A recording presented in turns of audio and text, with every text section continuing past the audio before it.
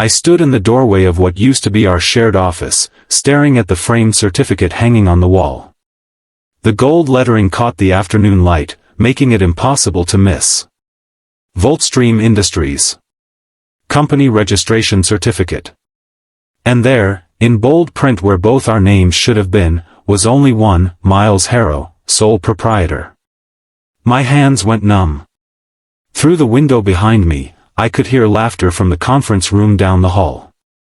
Miles's voice rose above the others, confident and animated, telling investors about his vision and his breakthrough innovation. The sound made my stomach turn. I'd walked into this office 1,000 times over the past 2 years. I'd built prototypes on that workbench in the corner. I'd debugged circuits at that desk until 3 in the morning. I'd mortgaged my car to buy materials when we were running out of money. This place existed because of me as much as because of Miles. But according to that certificate, I didn't exist at all. The word partner echoed in my head, bitter and hollow. 50-50, he'd said. Equal partners building something together. That handshake in my garage 18 months ago had felt like the beginning of something honest, something real. Now it felt like the moment I'd signed away everything I'd created. This wasn't a mistake. This was deliberate theft. Before we continue, please subscribe to the channel and write in the comments what time it is where you are now. My name is Grant Leary. I'm 44 years old, an electrical engineer with 20 years of experience, a father of 2, and until that moment, I'd believed I was the co-founder of Voltstream Industries.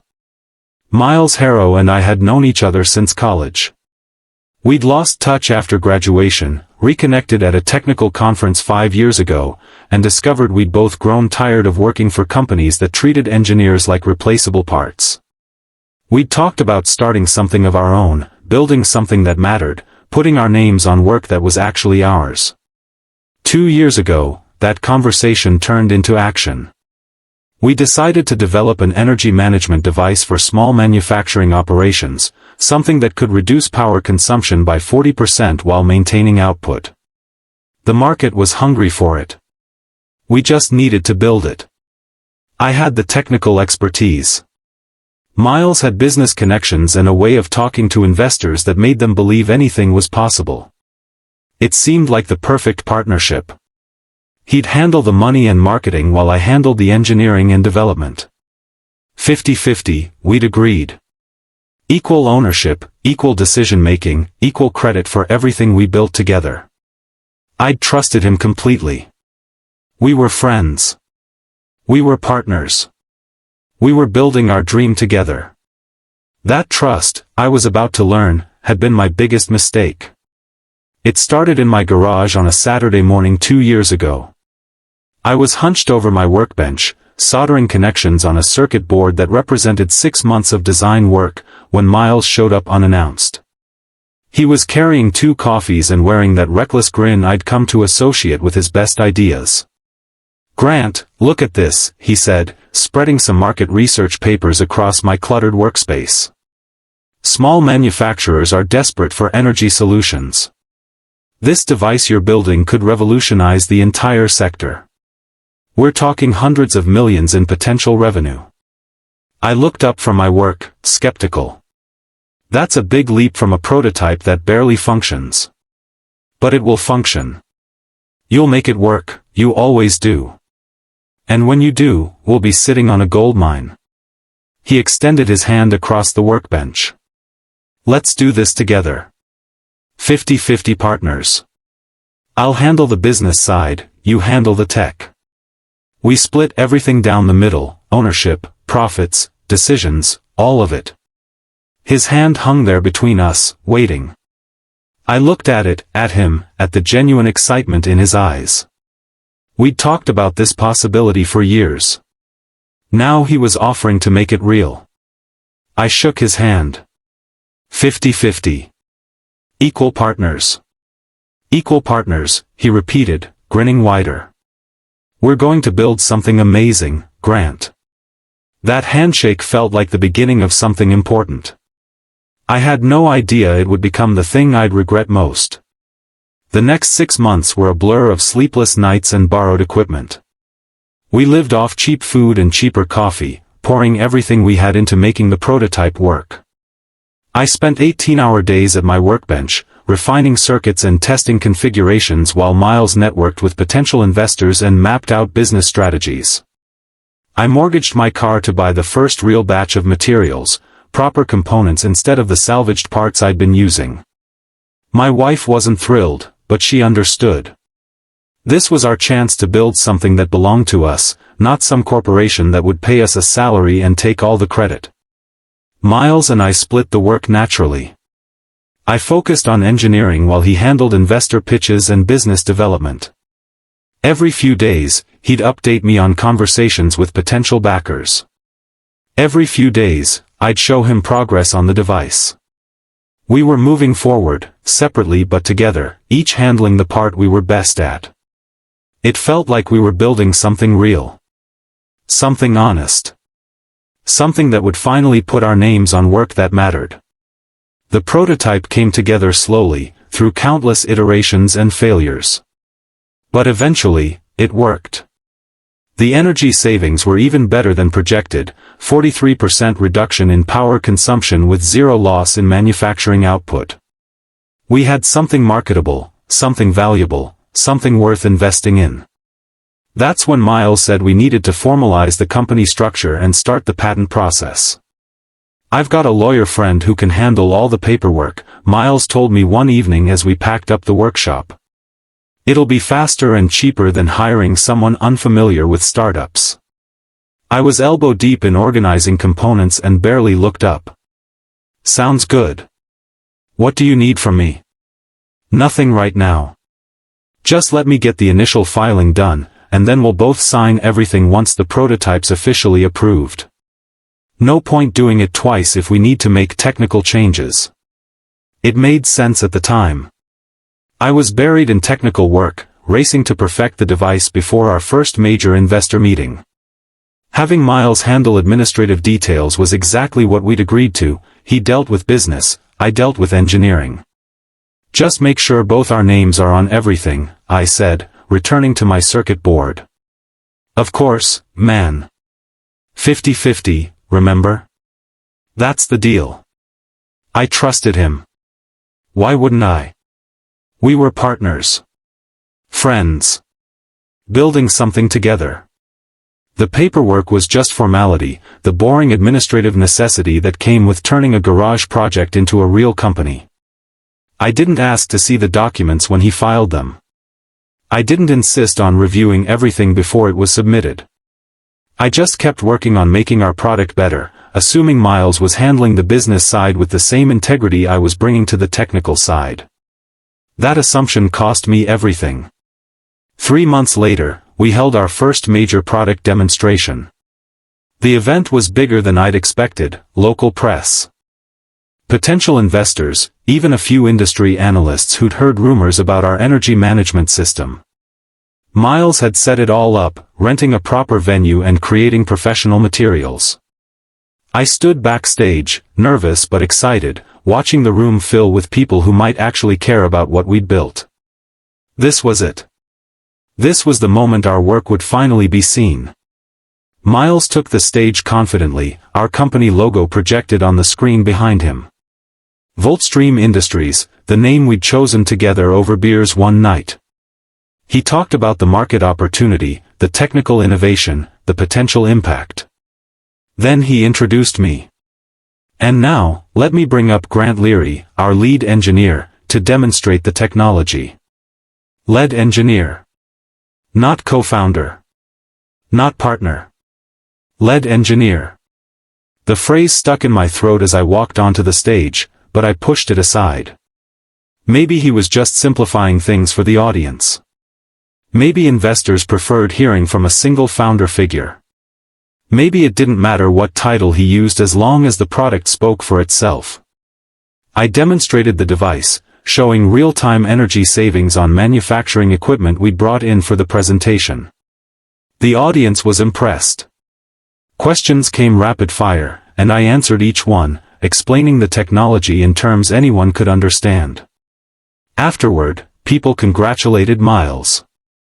They shook his hand, asked for his business card, scheduled follow-up meetings with him. A few acknowledged me, complimented the engineering, but it was clear who they saw as the company's leader. Miles beamed, soaking in the attention. I told myself it was fine. This was just how these things worked. Behind the scenes, we were still equal partners. A month passed. The demonstration had generated serious interest, and Miles was fielding calls from investors almost daily. I stayed focused on refining the product, making it more reliable, more efficient, more marketable. One afternoon, I asked Miles for a copy of the company registration documents. We'd been so busy I hadn't seen any of the official paperwork, and I wanted to review everything now that we were talking to serious investors. It's still processing, he said without looking up from his laptop. The state's backed up on business filings.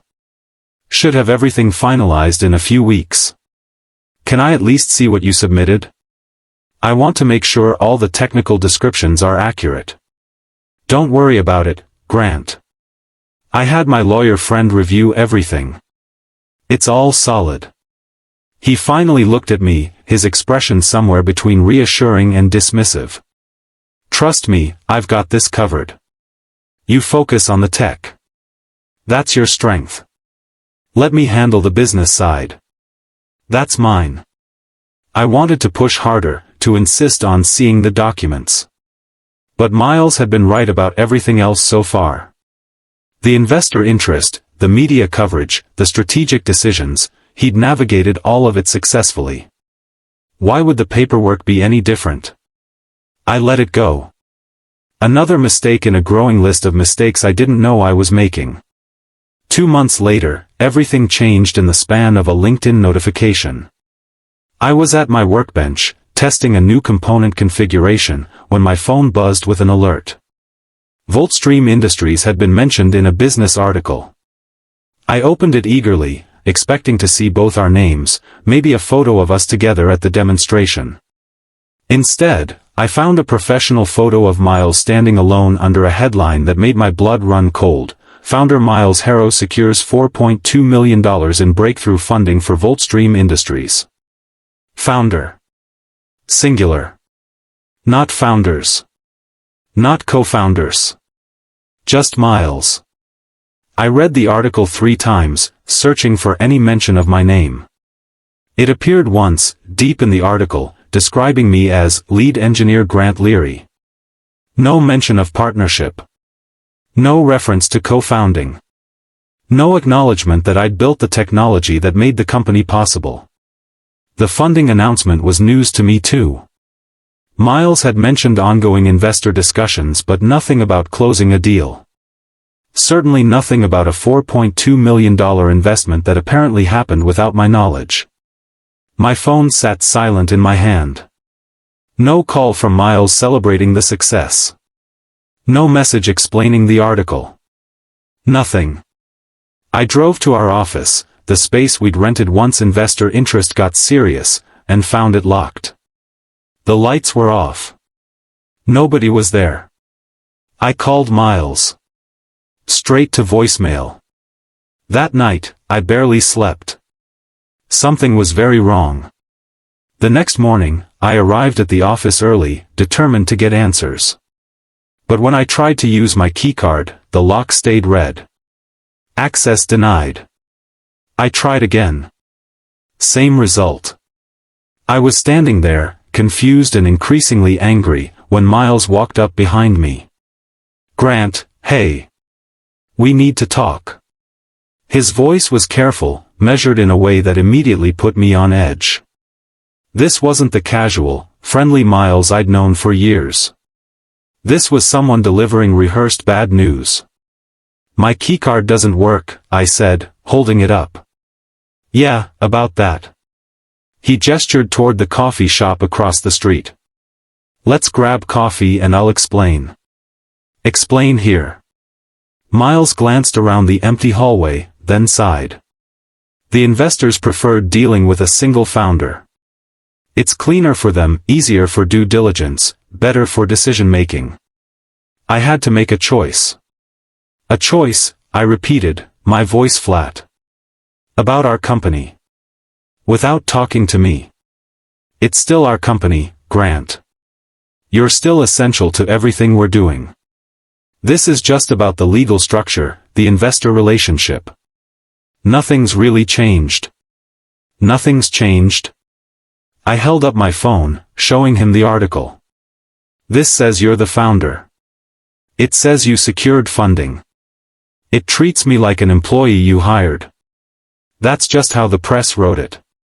And my keycard doesn't work anymore. Miles had the decency to look uncomfortable. That's temporary. We're restructuring access for security reasons. You'll get a new one soon. I looked at him, really looked at him, and saw a stranger. The friend I'd known, the partner I'd trusted, was gone. In his place was someone who'd decided I was disposable. Miles, we shook hands. 50-50. Equal partners. That was the deal. I know, and we'll work something out. But right now, this is what the investors need. Try to understand. I didn't let him finish. I turned and walked away, leaving him standing there with whatever justification he'd prepared.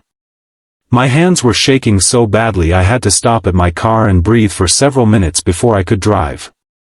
I didn't yell. I didn't threaten. I didn't storm into investor meetings or send angry emails. I just went home, opened my laptop, and started organizing files. Every email exchange with Miles. Every technical schematic. Every design iteration of the VoltStream device. Every note from our brainstorming sessions. Every receipt from purchases I'd made with my own money. Every timestamp showing when files were created and by whom. I'd been meticulous in my work, documenting everything as I went. Engineers learn early to keep detailed records. It's how you track progress, avoid repeating mistakes, and prove what you've accomplished. That habit was about to become my greatest asset. The evidence was overwhelming. Every core technical innovation in the VoltStream device had originated from my computer. Every prototype had been built with my hands. Every patent-worthy idea had been developed in my workshop, on my time, with my resources. Miles had used my work to secure funding, but he'd changed just enough names on forms to make himself look like the sole creator. He thought paperwork trumped reality. He thought registering the company in his name erased my contribution. He was wrong.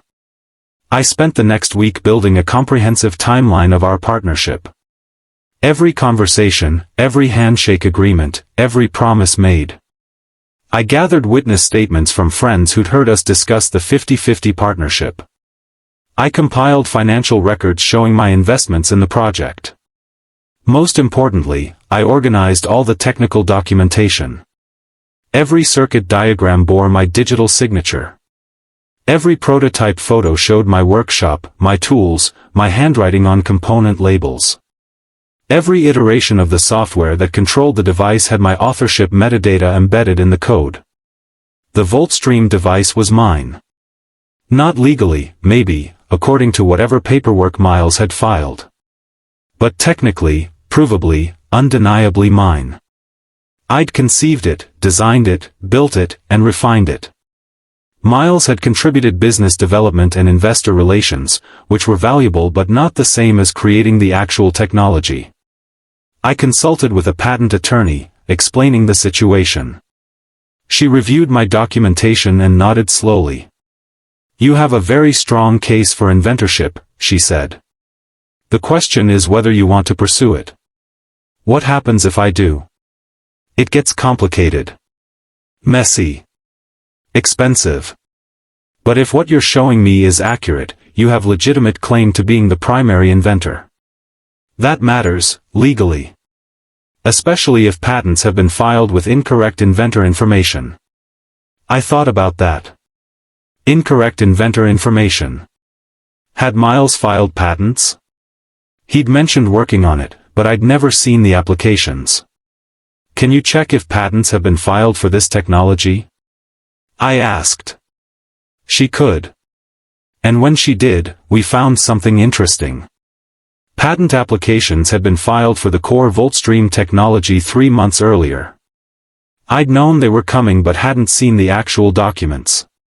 Now, reviewing them with my attorney, I discovered something that made my stomach drop. The inventor listed on the applications was Miles Harrow. Not both of us. Just him. My attorney pointed to specific sections. These technical descriptions, did you write these? I read through them. They were my words, copied almost verbatim from documentation I'd created. My explanations of how the circuits worked. My descriptions of the energy management algorithms. My technical specifications. All of it presented as if Miles had developed it. Every word, I confirmed. These are from documents I created and shared with Miles during our development process. And you can prove you created them? I pulled up my laptop and showed her the original files, complete with creation dates, modification history, and metadata showing my authorship. We compared them side by side with the patent applications. The match was undeniable. This is a problem for Mr. Harrow, my attorney said carefully. Inventorship fraud is serious. If he knowingly misrepresented who invented this technology in patent applications, there could be significant legal consequences. What should I do? She thought for a moment. Nothing, for now. Let's see what happens. Patent applications go through examination. Sometimes, these issues surface naturally during that process. I took her advice. I didn't confront Miles. I didn't file complaints. I just waited and watched, gathering more evidence, building an ironclad case for when, not if, the truth needed to be revealed. 2 months passed. I heard through industry contacts that VoltStream was growing rapidly, burning through investor money to hire staff and build inventory. Miles was everywhere, conferences, podcasts, business articles. Everywhere except in contact with me. He'd frozen me out completely. Changed the locks, changed access codes, stopped returning messages. As far as he was concerned, I'd served my purpose and could be discarded now that the real work of building a company had begun. I let him think he'd won. I let him believe I'd accepted being written out of the company we'd built together. The angrier and more desperate I appeared, the less seriously people would take any claims I made. So I stayed quiet, professional, patient. My attorney called one afternoon with interesting news. The patent office has questions about the VoltStream applications. They've requested additional information about inventor contributions and prior art. What does that mean? It means someone's doing their job. Patent examiners sometimes notice inconsistencies or have questions about who actually invented what. They're asking Miles to clarify some technical details and provide evidence of his inventor role. And if he can't? Then the applications have problems. Serious ones. I felt something shift inside me. Not satisfaction exactly, but a sense that consequences were finally catching up with lies. Miles had thought he could simply claim credit for my work and face no repercussions. He was about to learn otherwise. 3 weeks later, my phone rang from an unfamiliar number. The voice on the other end identified herself as a patent examiner from the United States Patent Office. Mr. Leary, I'm calling regarding patent applications filed by VoltStream Industries for energy management technology. Your name has come up in our research as potentially involved in the invention. Do you have time to discuss this? My heart hammered against my ribs. Yes, I have time. She asked detailed technical questions about the device, questions only the actual inventor could answer. I explained the development process, the design iterations, the specific problems I'd solved and how I'd solved them. She took notes, asking follow-up questions that became increasingly specific. Mr. Leary, are you listed as an inventor on the patent applications? No, I'm not.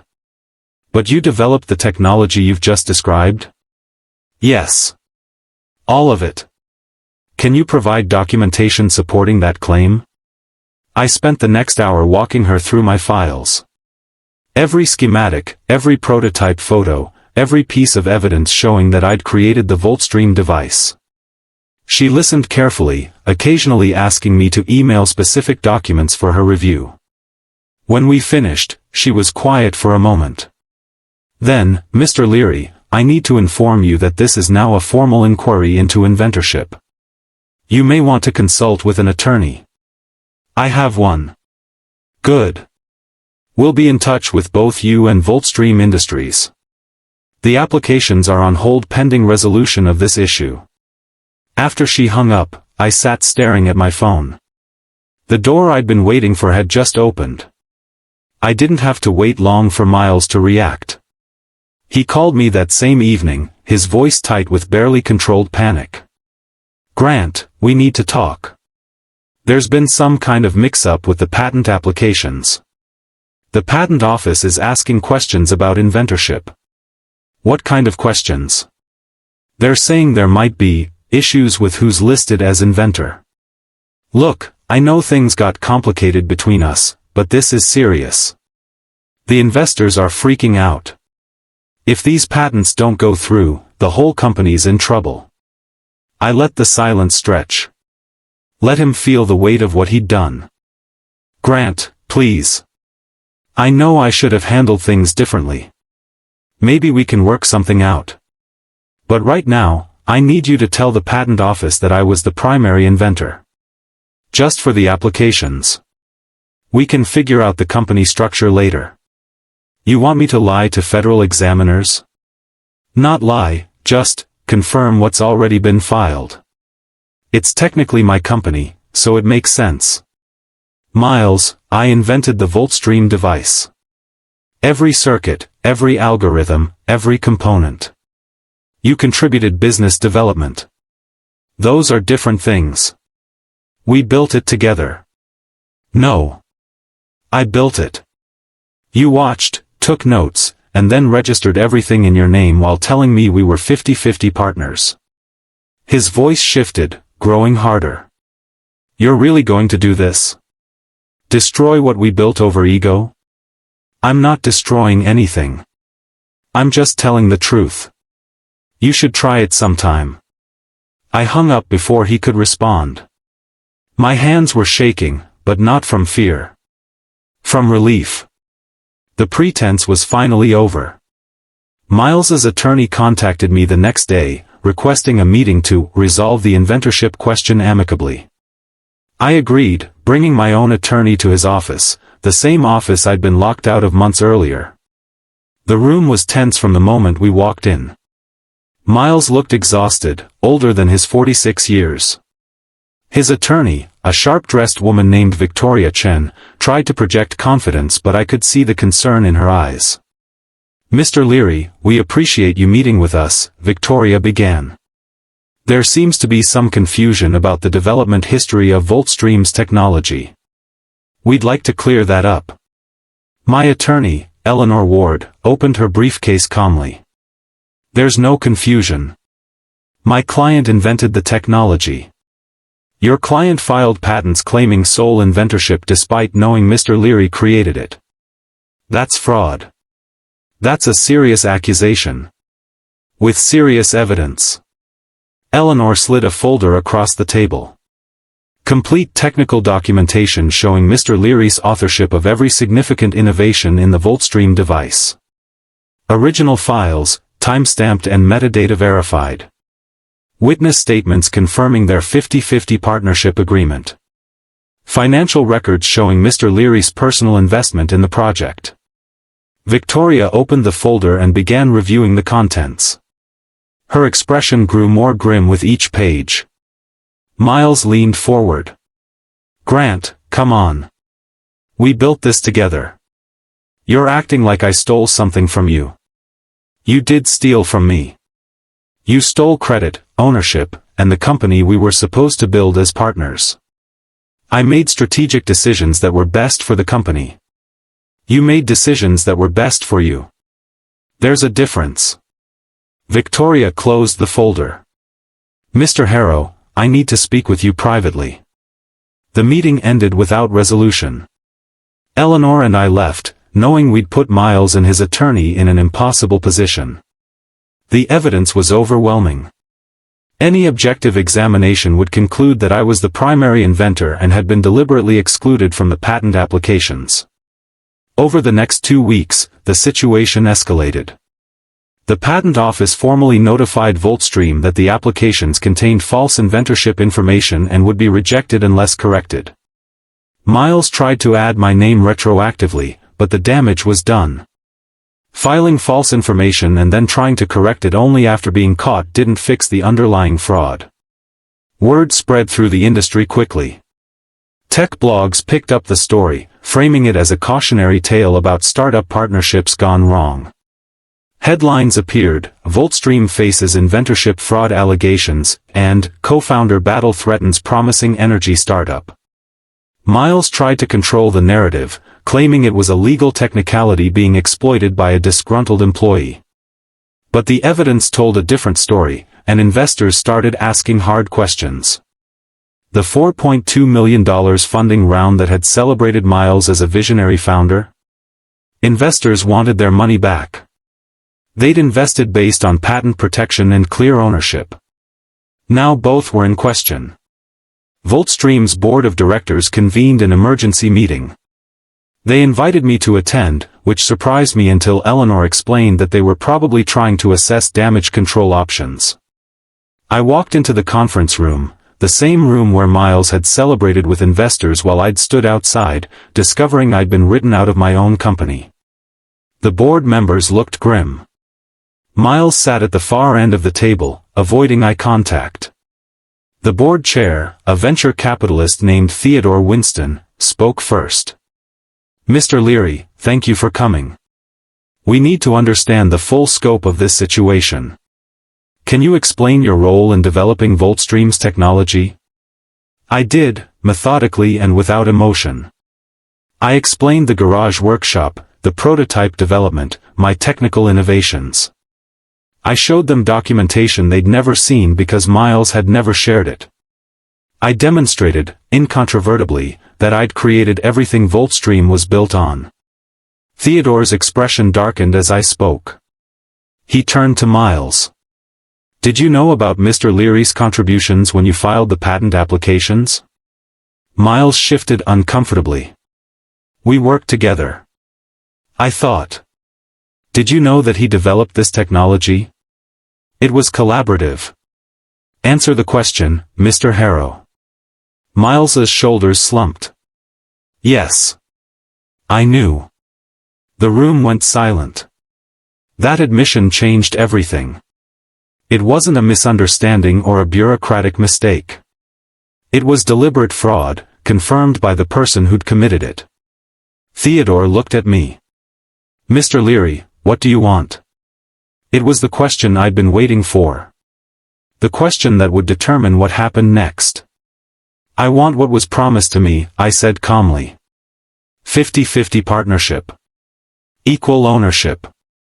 My name on the work I created. Miles spoke up. "Grant, if you take half the company now, the investors will pull out. We'll lose everything." "You'll lose everything," I corrected. "I already lost everything when you registered the company without me." Theodore interrupted. "Mr. Leary, let's be practical. Voltstream is in crisis. The patents are compromised. Investor confidence is shattered. The company may not survive this. Then maybe it shouldn't survive. Maybe a company built on lies and stolen work deserves to fail. But the technology you developed is valuable. With proper ownership structure and clean patents, it could still succeed. Just not as Voltstream." I understood what he was suggesting. Let Voltstream collapse under the weight of Miles's fraud. Take the technology, my technology, and start fresh with proper ownership and honest foundations. "We'd be interested in backing a new venture," Theodore continued. "With you as the primary founder. Proper equity structure. Clean patents. No baggage from this mess. Miles's face went pale. You can't just. Mr. Harrow, you've exposed this company and its investors to significant legal liability. Your position here is no longer tenable. The board voted unanimously to remove Miles from his CEO position, effective immediately. They offered me a position with the restructured company, but I declined. I didn't want to salvage Voltstream. I wanted to start something genuinely mine. Voltstream Industries filed for bankruptcy 3 weeks later. The company couldn't survive the patent problems, investor exodus, and public relations disaster. Everything Miles had built on stolen foundations collapsed exactly as it deserved to. The company's assets, primarily the patent applications and technical documentation, went up for auction as part of the bankruptcy proceedings. I attended the auction with Eleanor, prepared to bid on my own inventions. The irony wasn't lost on me. 2 years ago, I'd mortgaged my car to buy components for prototypes. Now I was bidding to buy back the patents for technology I'd created. The bidding was sparse. Most potential buyers were scared off by the inventorship controversy. Nobody wanted to inherit a legal mess. The patents sold for a fraction of their actual value, $47,000 for technology worth millions. I won the auction using money I'd saved over the past months. The same money I'd once planned to invest in Voltstream. Now it was buying back what should have been mine all along. As I signed the paperwork, I thought about Miles sitting somewhere, probably in shock at how completely everything had fallen apart. He'd tried to build an empire on stolen work. Instead, he'd lost everything while I walked away with the one thing that actually mattered, the technology I'd created. Miles called me a week after the auction. I almost didn't answer, but curiosity won out. You really did it. His voice was hollow, defeated. You destroyed everything we built.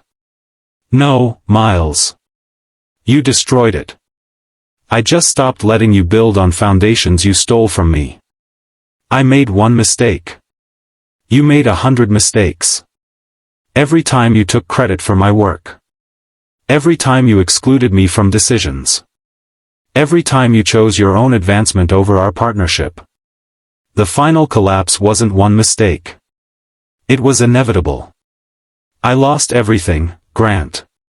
My reputation, my career, my investors. You got what you wanted. Are you happy now? I thought about that question. Was I happy? Not exactly. Satisfaction isn't the same as happiness. I felt vindicated, certainly. Relieved that the truth had finally caught up with lies. But not happy. I'm not happy you betrayed me, if that's what you're asking. I'm not celebrating your downfall. I'm just done being a victim of your ambition. So what now?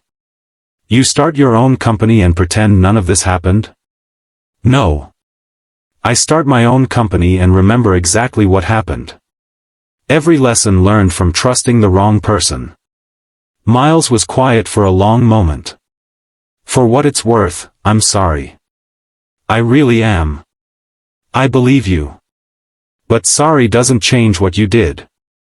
It just means you finally understand the cost. I hung up and blocked his number. Some conversations don't need closure. They just need to end. I reopened my garage workshop the following week. No fancy office space. No investor meetings. No partnerships. Just me, my workbench, and my equipment. The patents were mine now, properly filed with correct inventorship information. The technology was mine. The future was mine to build without someone trying to steal it. I registered a new company, Leary Dynamics, LLC. Simple name. Honest name. My name. The first prototype for the improved Voltstream device, now called the Leary Energy Management System, sat on my workbench, glowing softly in the dim garage light. It was better than the original, incorporating improvements I'd been thinking about for months but never had the freedom to implement under Miles's leadership. This device was mine completely. Every circuit, every line of code, every innovation. Nobody could take credit for it because nobody else had touched it. That sense of ownership, of being able to point at something and say, I made this, that was worth more than any investor money Miles had raised. My daughter came into the garage one evening, watching me work. "Dad, are you happy now?" she asked. I thought about the question. Was I happy? Different from what Miles had asked, more honest somehow. "Yeah, sweetie. I am. Not because of what happened to Miles, but because I'm finally building something that's truly mine." She nodded, satisfied, and went back inside. I returned to my work, content in a way I hadn't been in years. 3 months later, my first sale came through. A small manufacturing company in Oregon, interested in the energy management system after reading about it in a trade publication. They'd heard about the VoltStream controversy but didn't care about drama. They cared about technology that worked. The system I'd installed for them exceeded projections. 47% energy reduction with no loss in output. They were so impressed they referred me to 2 other manufacturers. Those installations led to more referrals. Word spread organically, honestly, based on results rather than marketing hype. I hired my first employee, a young engineer named Anthony who reminded me of myself 20 years ago. Eager, talented, wanting to build something that mattered. I paid him fairly, gave him clear credit for his contributions, and treated him like the valuable team member he was. Everything Miles should have done with me, I did with Anthony. Every lesson learned from betrayal became a principle for building something better. 6 months after opening Leary Dynamics, revenue exceeded what I'd been making at my previous job. Not millions like VoltStream had briefly achieved, but sustainable, honest income from work I was proud of. I ran into Theodore Winston at an industry conference. He recognized me immediately and pulled me aside. "Grant, I've been following what you're doing. Impressive growth. Have you considered raising capital to scale faster?" "Not interested. I'm growing at a pace I can manage, with technology one own completely, and relationships I build honestly. That's worth more to me than rapid expansion." He nodded, understanding. "Smart. For what it's worth, I'm sorry about how things went with VoltStream. We should have done better due diligence on the ownership structure. You trusted your founder. That's not unreasonable. You just trusted the wrong person." Theodore smiled slightly. "We learned that lesson expensively. But I'm glad you're doing well. The industry needs people like you, people who actually build things instead of just claiming credit for them." I didn't make a grand announcement. No news posts. No interviews. No victory speech. Just one quiet morning in my old garage, the same place where everything began, I flipped the switch on a new sign above the door, Leary Dynamics. The name looked simple, but it meant everything. It meant starting again, on my own terms.